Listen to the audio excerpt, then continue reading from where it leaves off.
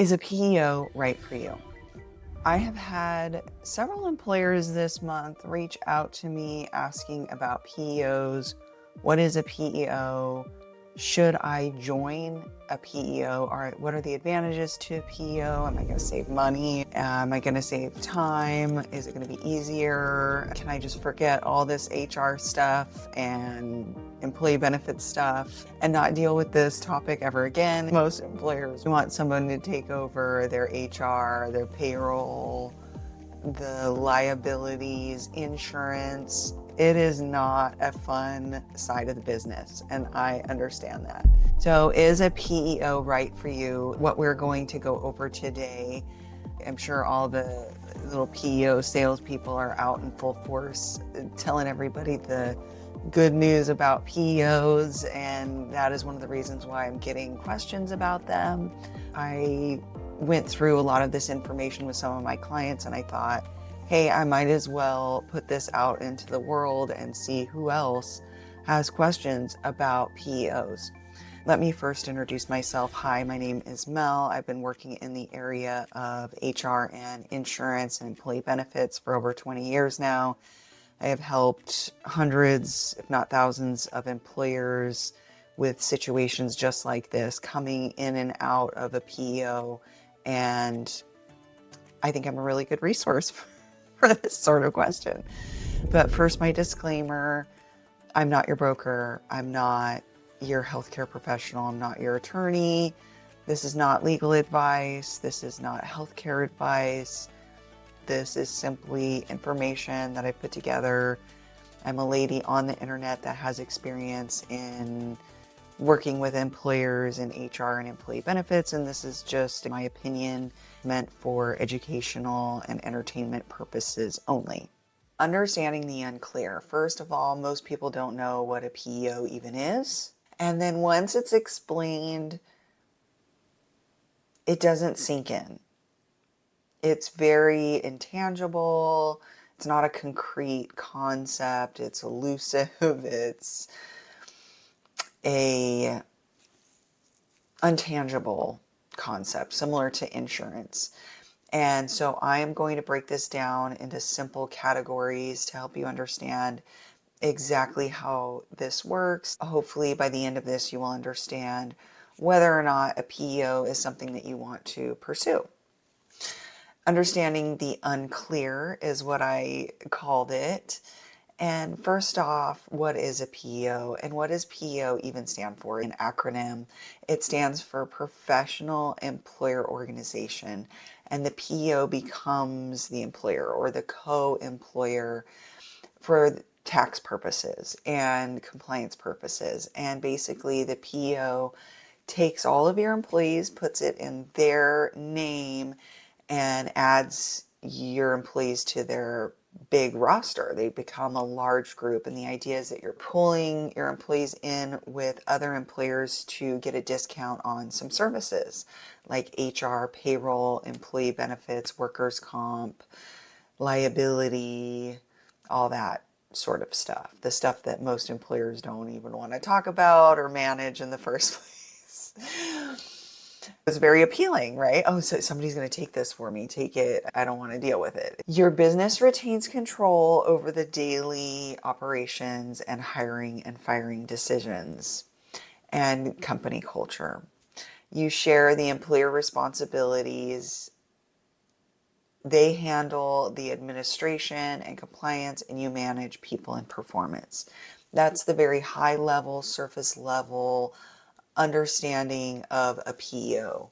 And we are going to go through all of these questions. I'm going to talk about what is a PEO, what does PEO even stand for, what does a PEO do, what is my responsibility, why choose a PEO, what are the downsides, how to get out of a PEO. Getting into one is hard enough, but getting out is a whole other story, and we'll talk about that. And how much does it cost? I don't have any exact costs, just pricing models and estimates. So what does a PEO even do? I know we talked about it in the high level overview, But for the most part, you as the employer will hire, fire, manage, and employees' activities daily will be still reported to you. The employees still report directly to you as a manager, and the PEO handles payroll, taxes, and benefits administration. Your responsibility is going to be you decide on pay ranges, company culture, and employee schedules. The PEO manages work comp, compliance, and HR paperwork. You can still control your business operations and strategy.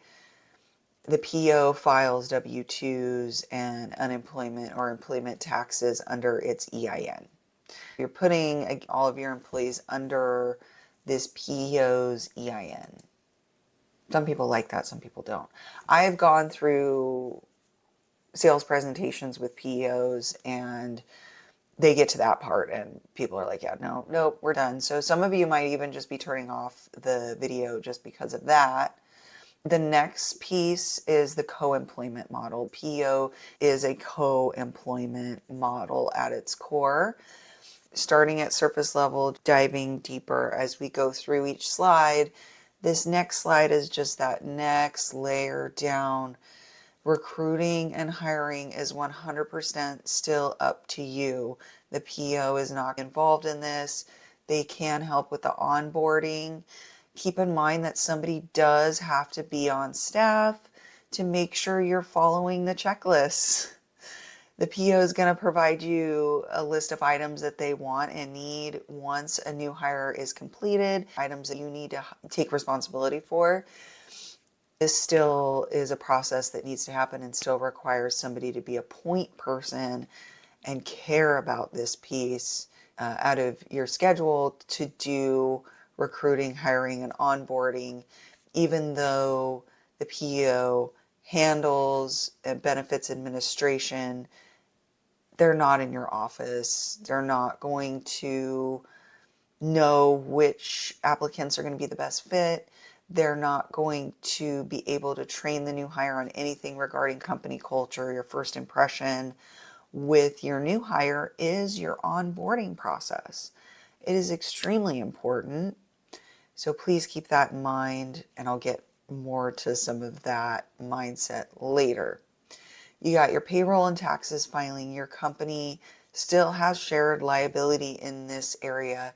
You cannot completely offload all of your tax, payroll, and compliance HR liability onto another employer. It is still a co-employment model.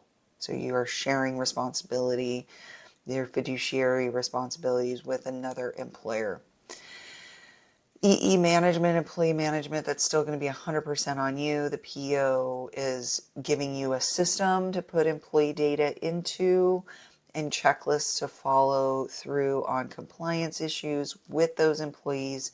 But at the end of the day, they are not in your office. They cannot read your mind.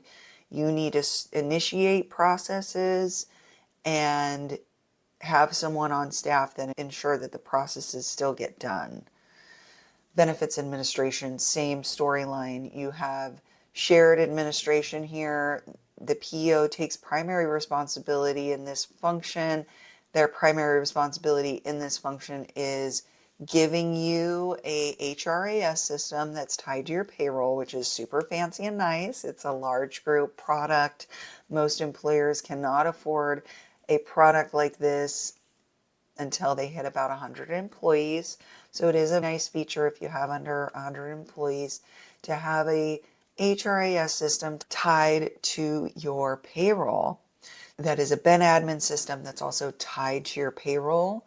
It reduces redundancies. The employee isn't filling out a paper application for Blue Cross and filling out their name, date of birth, and social, and then going over to the Delta Dental application and filling out their name, date of birth, and social, and then filling out their W-9 and filling out their tax paperwork, and the same over. It gets exhausting even just thinking about all the repetitions that go along with onboarding.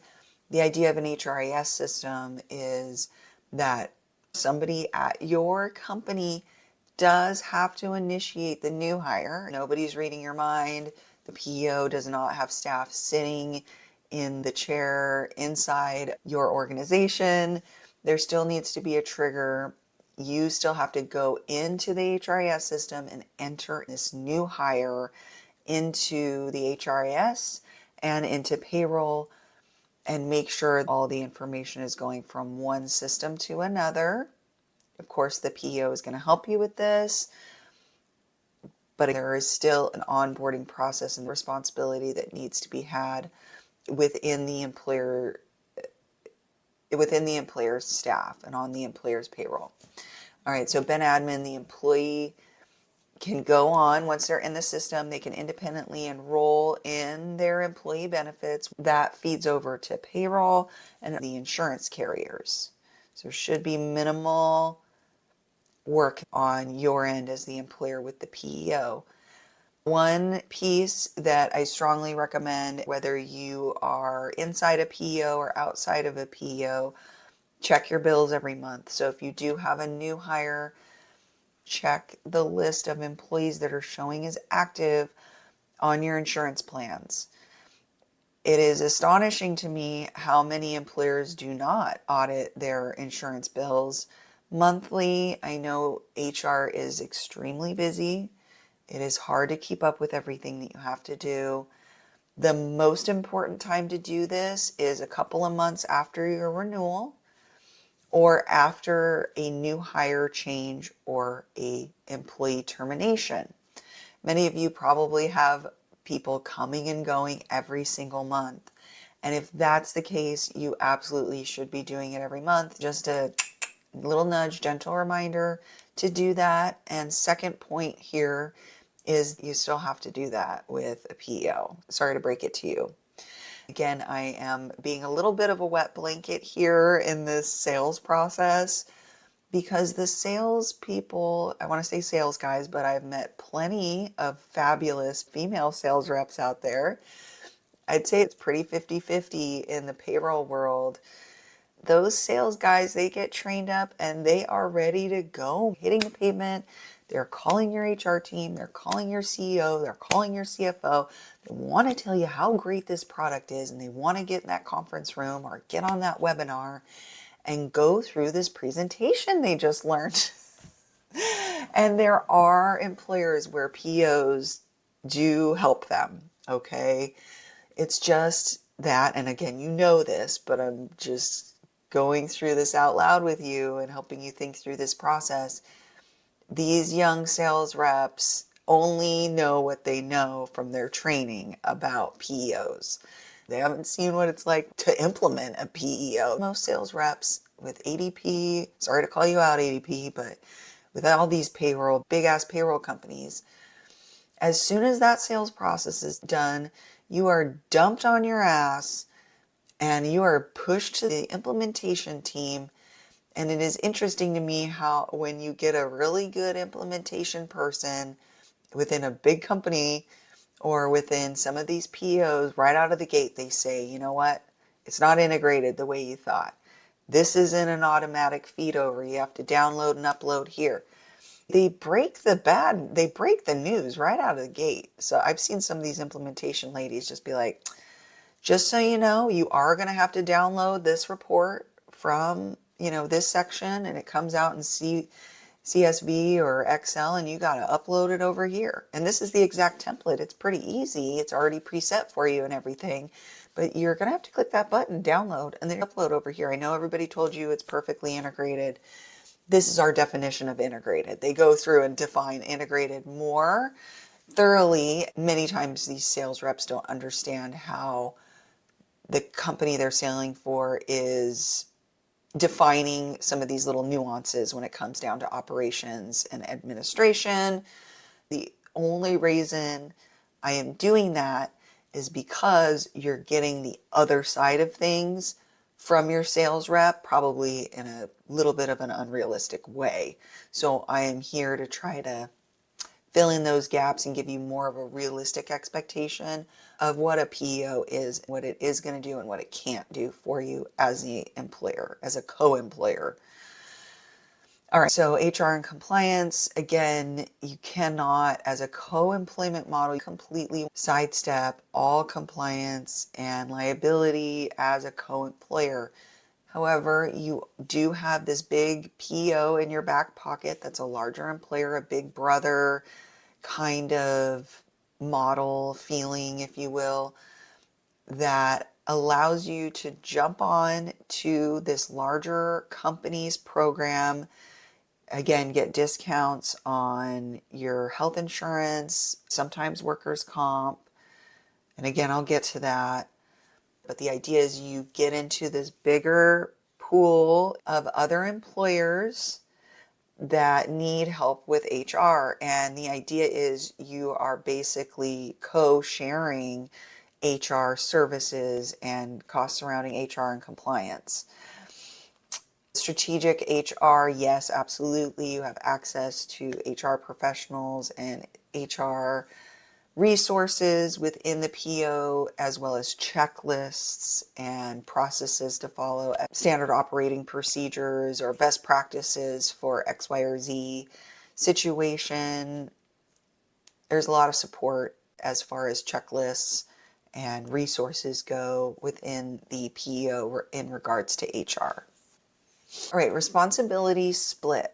So employee management and culture, hiring, firing, supervision, engagement, performance. I tried to split this up into percentages. We started super high level talking about, in general, this is what the employer does and this is what the PEO does. Now, because I have introduced that shared employer concept, that co-ownership concept, that co-employment concept, I wanted to break it down into percentages to make it as clear as possible.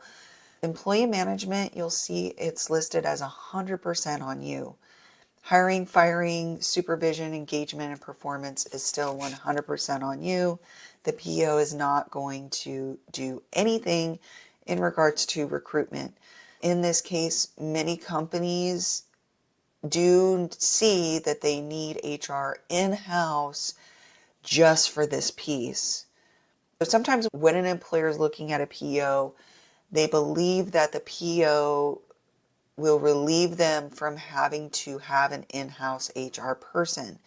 And that might be the case in the startup phase, but once you get past that phase, figure out who you need to hire and scaling in some capacity, you are going to need an internal HR person for recruiting, hiring, firing, and managing your company culture. Scaling is going to be very difficult if you, the entrepreneur, the founder, the C-suite, are focusing on recruiting. If you're recruiting on a monthly basis, it's going to be impossible. HR strategy and leadership decisions, compensation philosophy, organization design, values, internal policies, this is still going to be 80 to 90% on. The idea is that you use the resources that the PEO provides you in these areas. Like I said before, the checklists, the HR resources, the articles, sometimes even an HR professional to talk to in a consultative style way to be able to get advisory support on these kinds of topics and help you make a decision on which way to go. But at the end of the day, it is still your decision as the employer. So that's going to be 80 to 90% on you, that category. Payroll processing and taxes, 10 to 20% on you, 80 to 90% on the PEO. They don't know when you're hiring and firing people. They're not inside of your building. They're not inside of your business. They're still operating on the outside of your business. There are processes you have to follow to start and end those processes. So that's really the 10 to 20% there. All right, benefits administration is going to be 30 to 40% on you and about 60 to 70% on the PEO. Now that 30 to 40% is going to be plan selection and employee communication. When you get a new hire, you're still going to have to show them the HRES system. You're still going to have to show them the payroll system. You're still going to have some hands-on, one-on-one communication, probably going over their benefits. Your paycheck is going to be coming from X, Y, or Z PEO company. It's not going to have our name on it. You're going to want to talk about, in general, the high-level overview of your onboarding process, your hiring process, and how they can sign up for benefits. They need to log on to this site, and then they have to go over here and fill out their W-9, and so on. Next one is compliance. This one is going to be about 20%, 25% on you, and 65 to 75% on the PEO. The PEO is still taking the main responsibility, the main burden of compliance on their back, and you are offloading about 75% of your HR and compliance burden as you grow within a PEO. They're responsible for the filings, the audits, sending you notices, sending employee notices, and reporting. You're responsible for your local policy enforcement and making sure that the employees get those notices, making sure that the employees understand that open enrollment is right around the corner, interpreting some of those notices for your employees when they come in. The employees are still going to have those questions for you. Workers' comp and risk management. This is a really big one for a lot of manufacturers. If you've had a rough time with liability and workers' comp, it is 100% reasonable to consider going over to PEO and seeing what they have to offer, seeing how to offload some of that liability onto a larger employer's back in a co-employment model. Again, this is something that is fairly popular amongst gray collar and blue collar companies for this very reason. All right, with workers' comp compliance and risk management, you are going to be handling about 10 to 20%, and the PEO is at about 80%. HR documentation and onboarding systems, you're still at about 40 to 50%. And the PEO is about 60 to 50% there on onboarding. And I talked about that pretty extensively already. So why even choose a PEO? Why do employers even go down this route?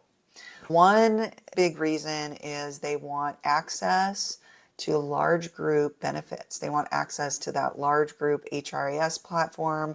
They want access to those large group rates for their employee benefits. Sometimes it can be a significant savings. There can be a pretty big difference between what a small employer can get out there on the marketplace by themselves versus enrolling with a PEO.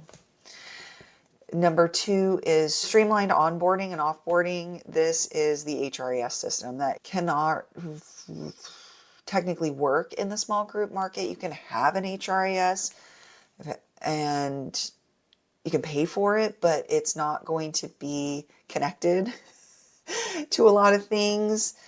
And it is also very expensive for some of these smaller employers to buy all these systems and pay for all the integrations and the carrier connections. And let me slow down and at least give you a really short overview on what an HRIS system is. HRIS stands for Human Resources Information Systems. And the idea is that it is the big monster system that every HR manager wants to work in. When you start out in HR, you may not be aware of HRIS, but once you learn about HRIS, it's all you want. And then when you get it, you wish you didn't have it. Then you realize how much of a nightmare it can be to set up, but once it's set up, it is way better than what we used to do with all this paper and uploading and downloading reports. It has come a long way.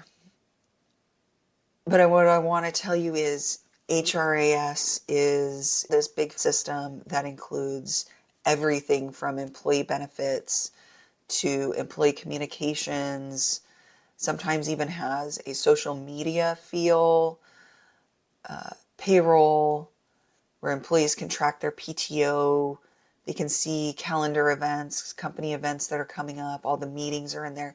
It's meant to capture as much of that systems information as possible and minimize duplicate entry as much as possible for the company's administration as well as for their employees.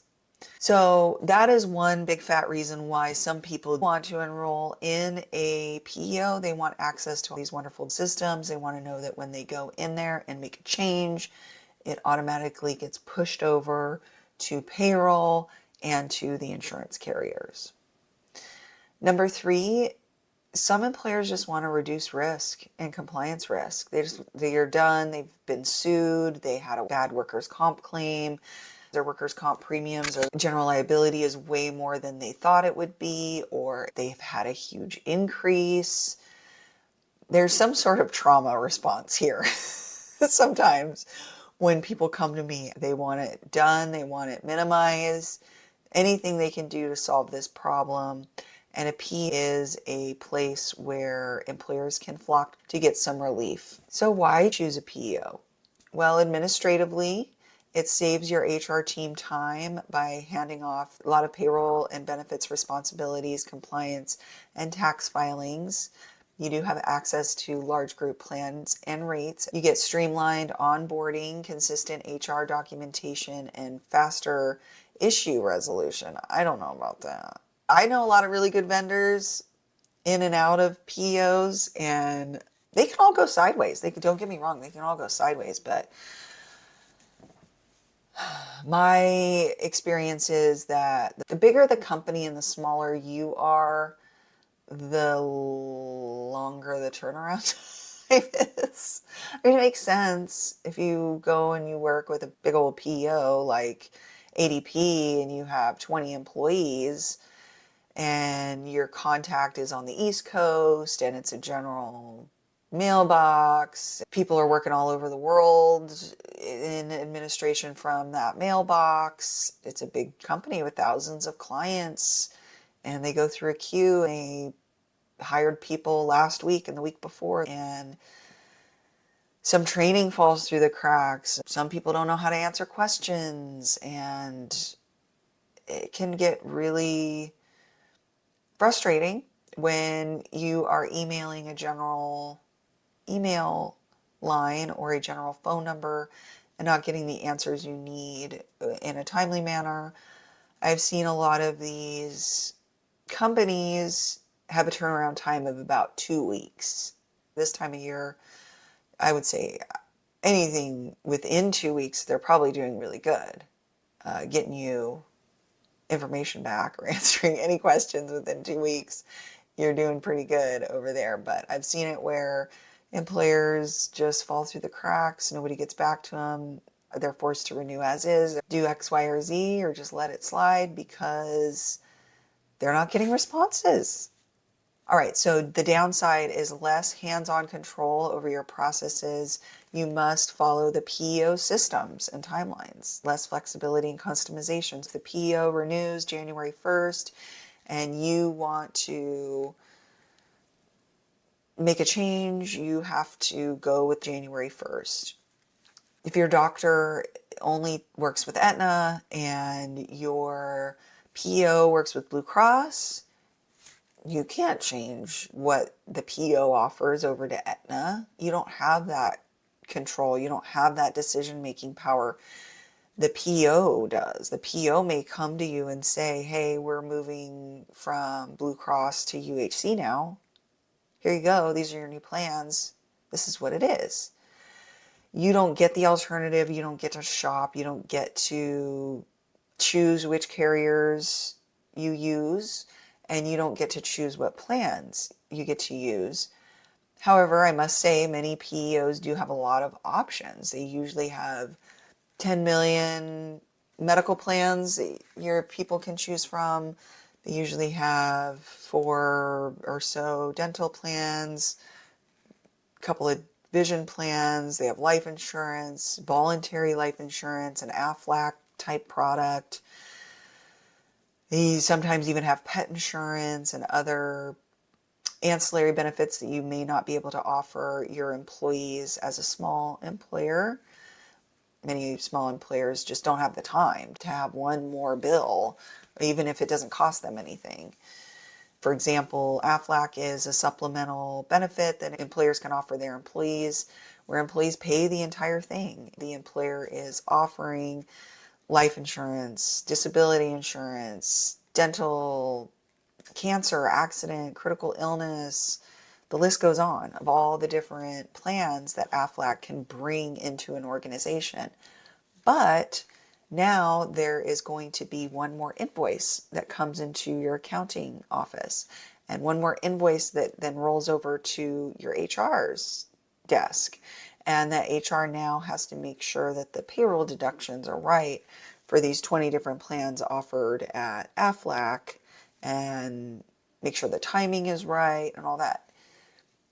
Some employers, when they're smaller especially, they don't have time to add one more thing on their plate. They're growing, they're hiring, firing, keeping their head above water. You get it. Cost. So sharing cost of HR professionals, payroll, HRIS, workers' comp, benefits, pooling, etc. We talked about this.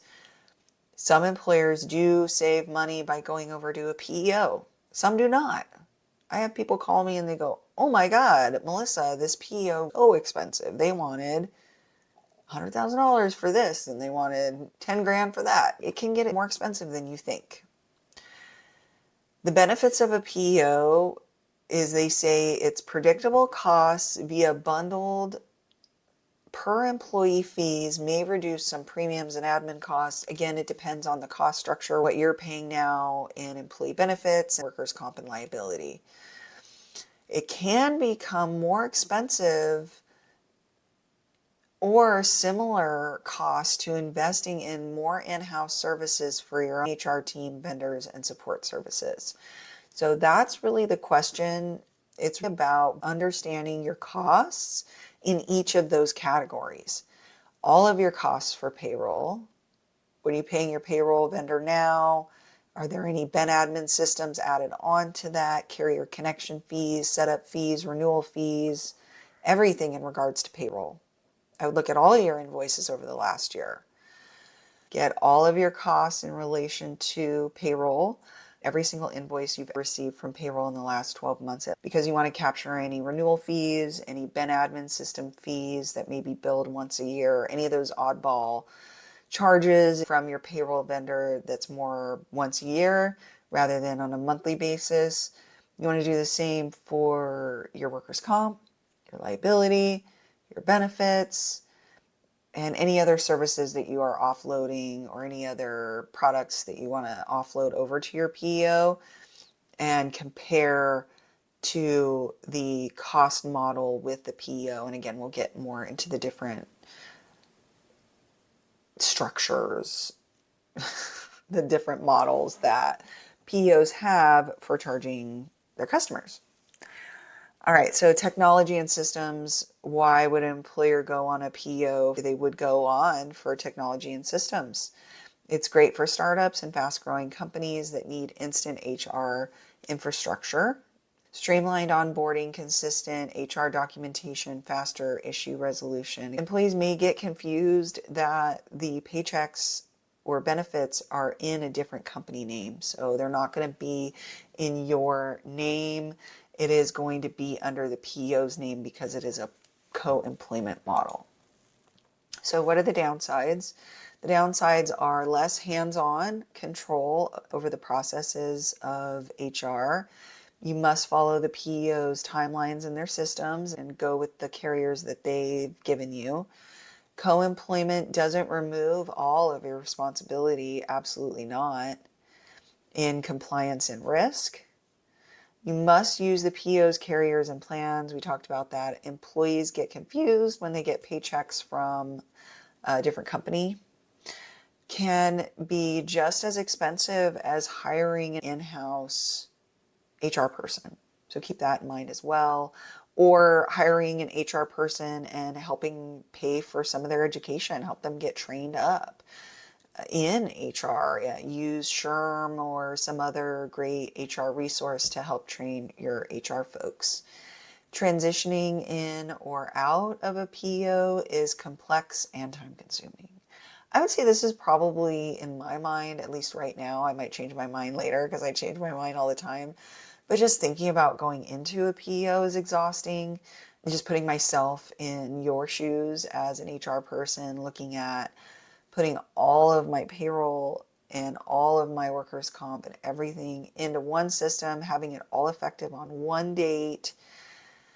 A lot of these transitions are upfront work, and that is to be expected. And the idea is that you do upfront work to save you time in the long run, which could be the case here. However, the risk is if it doesn't work out, undoing all of that is so much fun, which I specialize in some ways. I've helped a lot of employers come out of PEOs. It is, again, not a pleasant experience for the employer. I like going down rabbit holes and finding all of the little nooks and crannies, all of the little things that we need to wrap up before we make a transition out of something and make sure that we're landing on our feet in a new solution. So I do enjoy that. How to get out of a PEO. Number one is review your contract. Get your hands on that contract. Upload it to ChatGPT, send it to your attorney, make sure you understand exactly how to exit the PEO and what the costs are. This is a good idea to do even before you start with a PEO. You're going to want to see what it's like to exit before you even start. You want to see what could be holding you back if you ever want to grow out of a PEO or exit out of a PEO. What are your costs? Reestablish your vendors. You have to coordinate, restart independent payroll, which is already a pain in the ass in and of itself. And then at the same time, you have to do ben admin, all of your insurance, all of your workers' comp, start doing your payroll, your tax filings again. There's probably going to be some overlap with vendors. You may have to extend the period of time, keep the PEO going, and pay for new vendors. There may be overlap, or you may want to start vendors early. Timing is a whole thing. I'm sorry I'm making a face, but that's just how I feel about it. It gives me this sour idea of the poor CFOs and accountants that have to deal with this piece. I've given my flowers to HR people out there. This is a lot of work for HR people. It is also a lot of work for accountants, bookkeepers, CFO, controllers, on seeing how this is going to impact cash flow, because you're used to paying X number of dollars. Let's say it's $100,000 a month, and now you want to get out of a PEO, and now you need to hire a new HR person to get you out of the PEO probably, or promote somebody internally into that position. And now you're paying that new person more, or you have a new person on payroll while you're exiting the PEO and setting up other vendors. You may have to set up a payroll vendor starting December 1st, have it overlap with your exit of the PEO. You may have a startup cost with online benefits administration platform while you're still paying the PEO and setting up this Ben admin system. You may have startup costs for a new payroll company and taxes, how that all works. Transition costs, it's anywhere from $5K to $15K for mid-sized companies, including fees and new deposits. Cash flow lag, you may need to front 1 to 2 payroll cycles worth of taxes and benefit funds while the systems catch up. How much does a PEO cost? There's a couple of different models that you're going to want to know about. And the most important thing to know is that some of these PEOs charge a percentage of your payroll. They take a percentage of the payroll. You have to check this. Even if you've already met with a PEO and they swear up and down it's just a flat fee per person, double check in the contract that you're signing There might be multiple contracts they walk you through. You want to see all the contracts. You want to make sure they're all read, all digested. There's no percentage of payroll in there. This gets really tricky.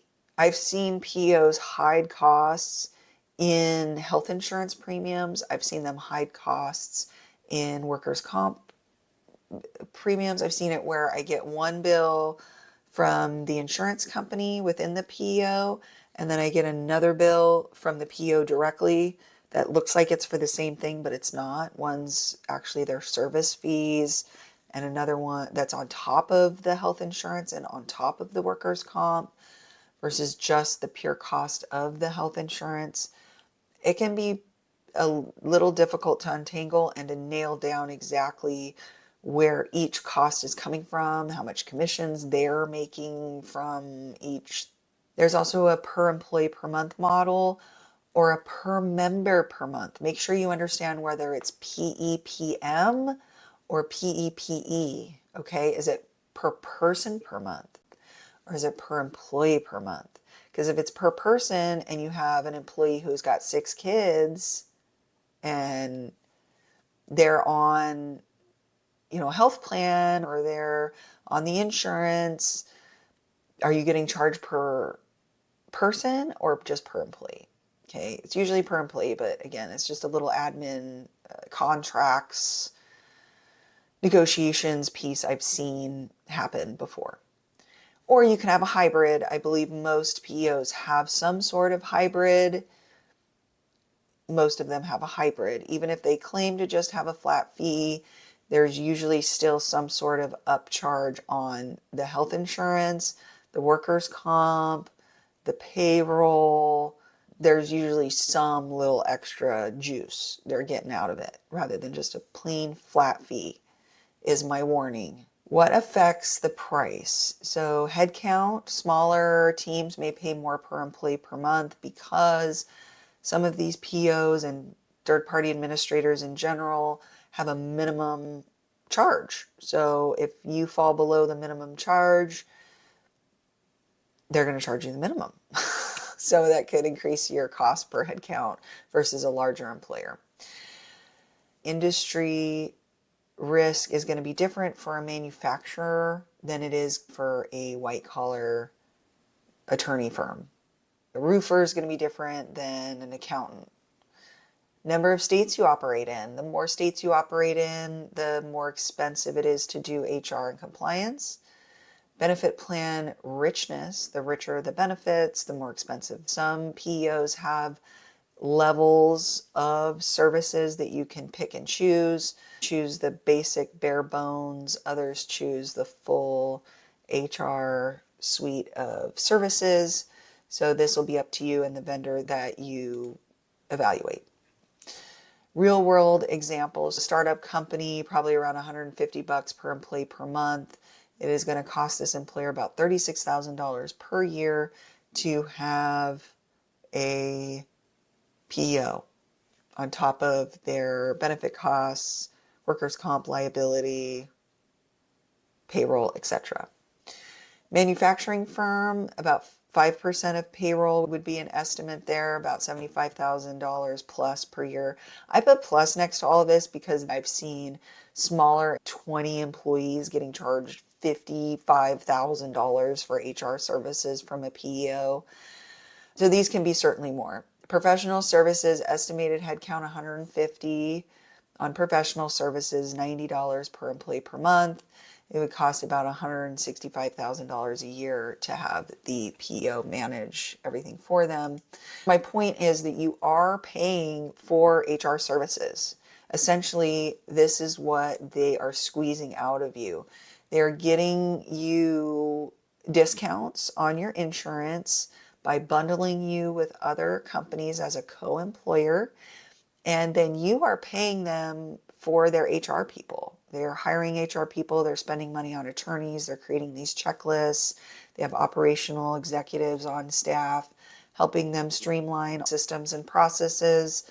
You need to understand the cost of your PEO and what your cost is for competing services if you were to unbundle it and do them all on your own. And understand if you want to spend that $50,000, $75,000, $180,000 on your own in-house HR person, or if you want to offset that with paying someone else to do it for you. Okay. So with that, I wanted to also go over some hidden fees. Keep in mind that PEOs sometimes have hidden fees, which I alluded to before. There are boarding fees, connection fees, legal fees, and data transfer fees, especially when you enter and exit the contract. Also, renewal fees, and check for those as well. Other hidden fees may be benefit premium markups. This is what I found over the years evaluating and exiting PEOs. Minimum monthly billing thresholds. They may say, oh, this extra service is $10 per employee per month, and you have 10 employees, so you think it's going to be $100 a month, and they may come back and say, oh, the minimum is $150. If your bill comes out less than that, we just charge a minimum of $150 a month. Per employee per month charges for COBRA, POP plans, FSA, etc. Again, read your contract. Exit fees when leaving the PEO. There are usually penalties or some sort of an exit fee, so make sure you know that up front. Thank you so much for hanging out until the end. If you have any questions, I have a link down below. You can reach out to me through that link. You can also write a comment, like, subscribe, share this with someone that you think will find it interesting or valuable, and we will see you next time. Bye-bye.